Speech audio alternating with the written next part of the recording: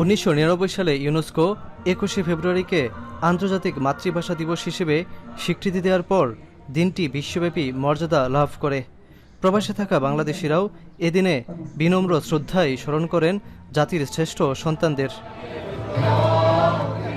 কুয়ালালামপুরে Bangladesh high commission প্রাঙ্গণে নির্মিত অস্থায়ী শহীদ মিনারে পুষ্পস্তবক অর্পণের মধ্য দিয়ে ভাষা শহীদদের প্রতি গভীর শ্রদ্ধা নিবেদন করেন হাইকমিশনার, কর্মকর্তা কর্মচারী ও প্রবাসী বাংলাদেশিরা।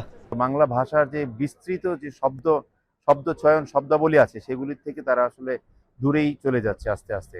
আমাদের 24-এর আন্দোলন তো ওরা দেখছেই, বাট আগের সেগুলা কিন্তু আমরাও দেখিনি, বাট আমরা ধারণ করি। সো এটা আমাদের দায়িত্ব, আমাদের ছেলে মেয়েদের ভেতরে সেভাবে ঢুকানো। পরে হাইকমিশন মিলনায়তনে অনুষ্ঠিত হয় আলোচনা সভা। এ সময় হাইকমিশনার তার বক্তব্যে বলেন, ভাষার মর্যাদা ও অধিকার আদায়ে সবার আগে বাংলাদেশিরাই রক্ত দিয়েছে। 21-এর এই স্বাধিকারের চেতনা, অধিকারের চেতনা থেকে ধীরে ধীরে আমাদের বিভিন্ন পর্যায়ে পেরিয়ে 66, 69, 71 হয়ে আমরা স্বাধীন দেশ হয়েছি। অনুষ্ঠানে আবৃত্তি, দেশাত্মবোধক পরিবেশনা ছিল বিশেষ আকর্ষণ। বাংলাদেশের বাইরে জন্ম নেওয়া ও বেড়ে ওঠা নতুন প্রজন্মের কাছে 21-এর ইতিহাস তুলে ধরার মধ্য দিয়ে ভাষা আন্দোলনের চেতনা ছড়িয়ে দেওয়ার প্রত্যয় ব্যক্ত করেন প্রবাসীরা।